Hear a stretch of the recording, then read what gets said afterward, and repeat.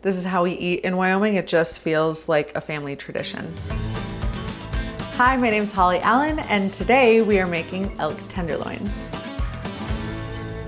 Before we start cooking the elk, I want to prepare a little blue cheese butter. Elk is a very lean meat. It's not like a nice marbled piece of steak. So adding something that's fatty and rich and savory will help balance it out a little bit. I have some butter here that has been softening, and I'm gonna do maybe equal parts of unsalted butter and some gorgonzola. You can also do blue cheese, choose your own adventure. Optional step, you can add a little bit of Dijon. The Dijon adds a little tangy spiciness that's very subtle but complements the earthiness in the elk. This is smoked paprika, which adds a little bit of depth and smoky flavor in there. And we're gonna just finely chop a little parsley. You could do parsley or chives. So that's what we're working with. We'll give this a little stir and set it aside.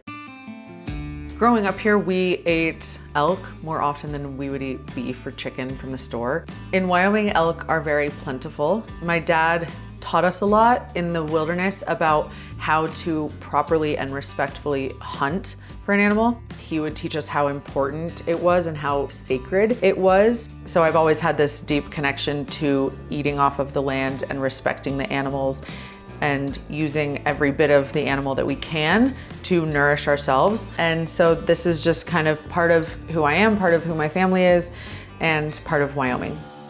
As you see, there is no gristling. There is nearly no fat. It is just a piece of muscle. Elk, if you've ever seen one running through the wilderness, they are very athletic animals. It's a lot more nutritional. It is very lean. It's very, very healthy, but it's not gonna be a thick, juicy, meaty, greasy piece of beef. And it's a little more gamey, which if you haven't experienced it, gamey is a hard word to describe, but it almost tastes like the forest that the elk live in. I patted the elk dry, and then I'm only gonna do salt and pepper. I don't wanna over season the meat because the point of this is really to let the elk itself shine. I'm gonna use avocado oil, and I'm going to be liberal with this because I want a good sear, but I don't want it to stick to the pan. I'm using ceramic. Typically, I would say stainless steel or cast iron would be better for that nice crusty sear. I'm gonna use ceramic today, so don't hate me. I want to get as much of a crusty sear as possible, so I'm gonna leave this for a couple minutes is all. It's really not very long. Once I flip it, I'm gonna add a little butter, as well as some crushed garlic clove, a little bit of thyme and rosemary, and we'll baste it with that as we go. In my eye. Oh. I'm aiming for about 125 degrees before I take it off, and we're gonna let this rest, and it will continue to cook a little bit internally.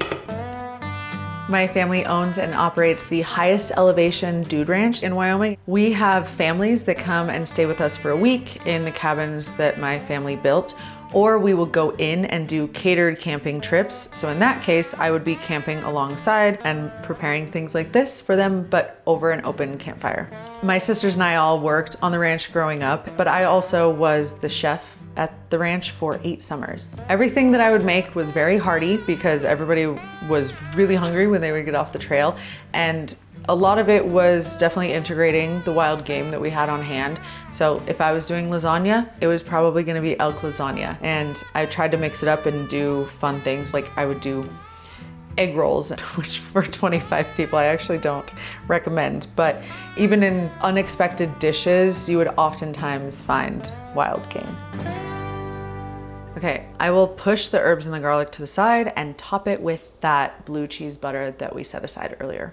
And now it's ready to dig in. So we will slice it thinly and enjoy.